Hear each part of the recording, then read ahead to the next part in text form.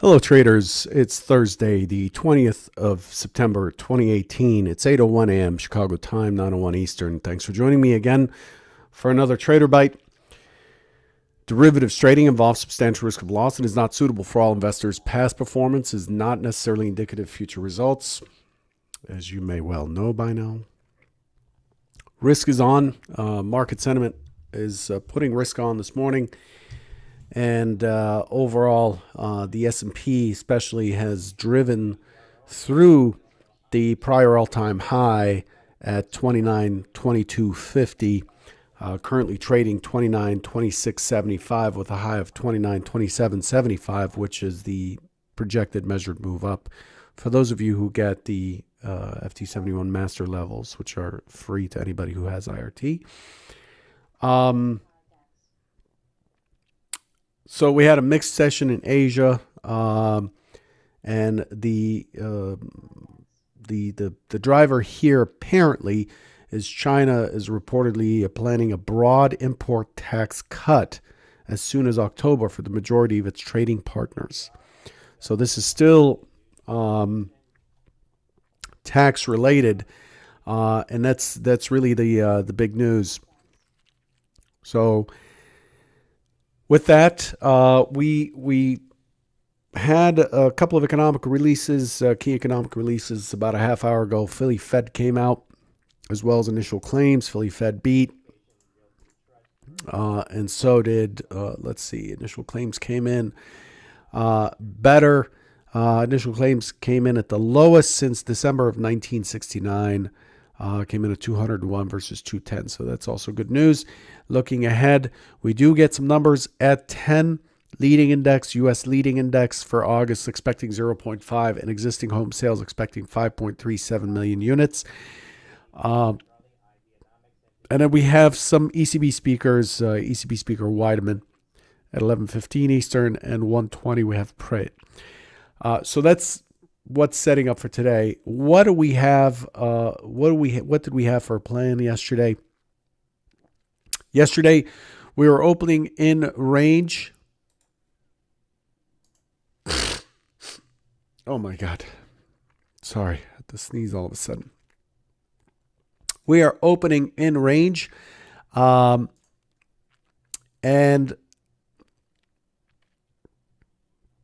the expectation is that we're likely to drift and then ultimately drive higher, push the overnight high up, and tackle the high day of the prior days. I talked about on a trend day with a point of control near highs. We generally have a balanced day with a push of that prior high, especially since it's weak. So I was looking for a higher high on Tuesday yesterday. Take out to 29.1775, but I was looking for balance. Here's what we got. We got the ultimate imbalance. Essentially, we had a push right off of the open, so there was no open auction.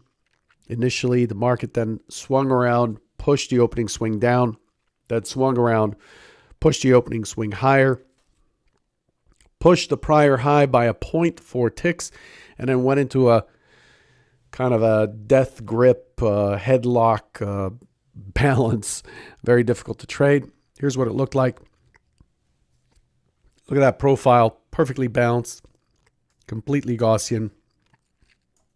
Very textbook. So what we saw yesterday is the anticipated action that we would expect after a trend day like we had on Tuesday. Okay, that's what was set up. Let's take a quick look at the big picture.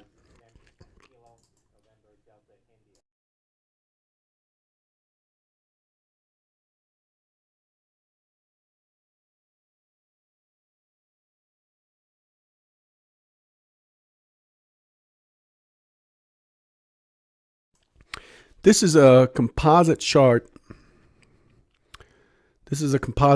Each bar represents one pit session day, but it's the bars are formed. These are volume-based bars, so you can see the candlestick and the volume in the same shot. I find these very helpful, and we had that Trend day down. We broke up. I had talked about this break higher, likely to go back and take out in September 29.17.5, which in December is 29.22.5, and essentially that's what we saw. That's what we saw here, and so we tracked down a little bit on Monday, and then we've been one-time framing up since then. And so this is what we've got. Tomorrow is quad witching. A lot of options expire at 8:30 Central, 9:30 Eastern. Do expect some action, some movement into the close today, some adjusting into the close today prior to the session starting tomorrow. But overall, the market has flagged and is taking out its high. The overnight session. Yes, I'm very sneezy in the morning, especially these days. Allergies. Here's the overnight session. Very dull, very quiet. Trading sideways. Couldn't even take out the prior session's high. Coming out of balance. The inventory is long so far.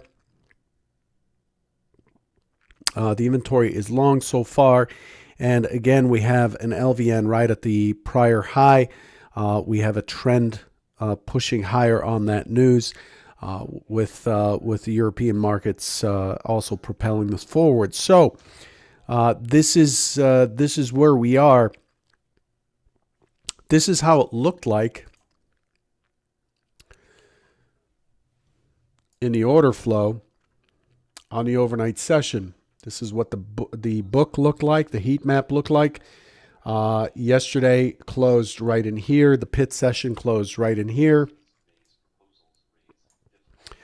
And then we reopened. Pit session closed right here, actually. We reopened and just sideways, and you can see we track very strong to the upside. And when I zoom in to look, this is, by the way, book map. You can find it at ctbookmap.pro. You could see here, as I pull in and look at the trade, you could see some pretty sizable prints or collisions occurring as the market moved up. Pretty good liquidity above us relative to everything else. And we have this strong bid beneath us that has not budged over time, and we are pushing near highs. We just extended that high. It's marked there at 29.27, but it is pushed to 29.27.75 again with a collision at the top. So this is a very meaningful push right before the open, likely to continue higher. And so here's what we've got today. Coming into today's session, again, 166,000 contracts is more than the mode of overnight sessions. However, we're looking at December, and the roll is pretty much done. So that volume's relatively high in the overnight session. There's quite a bit of activity. And what we have yesterday is a very, very, very balanced profile, as I talked about. And coming into today's session, we have a gap up. We're pushing near highs on what looks like a flagging pattern after a squeeze higher, and it looks very bullish coming in. So this morning, we're looking for the same pattern that we've had while we trade higher on a gap up, which is an open auction that pushes the overnight high, an attempt to close the gap zone. The gap zone is down to 29.1875. So the gap zone is about 8 points below, 7-8 points below. And so I'm looking for that gap zone to remain open as sellers those who want to liquidate, and then it ultimately gets an impulse up, starts to squeeze higher. Let's look at the flex levels, the master levels. The overnight high is right on top of this, measured move limit, or projected measured move price. It's right on top of it. So the only play I have is for the next measured move up. We have a double at 29.30.75 and 29.32.75, and that's where I'm expecting us to go. There's a potential that it could continue higher, but really my main target is going to be the 29.30.32 area on a push higher. Remember, there's a stat here in the ES. If this gap zone does not close within the first hour, there's a high probability that it's not likely to close for the rest of the session. It can close some of it, but not completely. So if it doesn't make an attempt early at 29.18.75, historically it is more likely to not try after the first hour, is what that means. Okay, that's just statistics and probabilities, and those have their limitations, as you all know. Past performance is not indicative of future results, but it gives us a tendency. The secondary scenario, open auction that pushes up. Very high probability of an open test drive type trade today. And so we're looking for it to open up strong, push into our expected resistance area, and then we get an impulse down that starts to move towards the gap and then hold steady and sideways into, let's clean this up, hold steady and sideways into balance after a gap zone high, after the gap higher. That's scenario 2. Okay. It's all about watching what's going on. We do have the effect and impact of rollover and expiration tomorrow. So, and then also, the tweeting and the news and the rumors and all that stuff. It's an interesting regime to be in. It's a bullish regime. We knew that all along. But trading it on an intraday basis is a little more challenging because we get a lot of geopolitical input from nowhere and at any time. So just be careful. One thing I wanted to cover today, just real quick, just out of interest for those who've been following a while. So Tilray is a Canadian drug company, a pharmaceutical company, but it specializes in cannabis, in weed, for pharmaceutical purposes, but it also sells medicinal weed around the planet, but also produces it and sells it directly to patients. We came in yesterday, it was trading around $150, and it gapped up over $230 the next day, following actually a very large call option buy at the end of the session on Tuesday.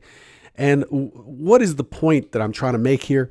The point that I'm trying to make is this is an example of an SOC, scene of the crime kind of trade, where the market's auction ended right here. Okay, wrong color. Ended right here. And just to show that volume auction principles occur across the board. I could trade stocks using them. I have to make some modifications. But the same principles that I talk about every day, apply to, like I said, anything that has sufficient volume and enough participants in it. And enough and sufficient are subjective, of course. But overall, we had a market that, an auction that ended on the close of the session on this day, so 154.75, and then it gapped up. The market gapped up to right there. Okay, so that's 233 and a half open. That's a big gap up. Okay, and so sellers came in. So that's the responsive selling came in, and then those who saw value in the lower price step in and buy it up and pushed it to $300. It basically doubled its price from the prior session. And then what happens then? It craters and it comes back and it closes the SOC. It closes the scene of the crime, which is the prior day's closing price. That's where the normal auction kind of stopped. And the market just pushes up and pulls right back. And this is just a stock that's talked about a lot lately because it's just been kind of wickedly whippy. And so we ended up pulling all the way back yesterday afternoon to close the SOC, the scene of the crime, the point at which the normal auction was interrupted. Anyway, nothing to do with ES, but it's just want to show that as an example of the same knowledge, the same information, the same approach applying to a stock asset, an equity asset, just like it does to the S&P or crude or whatever. Anyway, I'll leave you with that. Good luck today. Catch you tomorrow. Take care.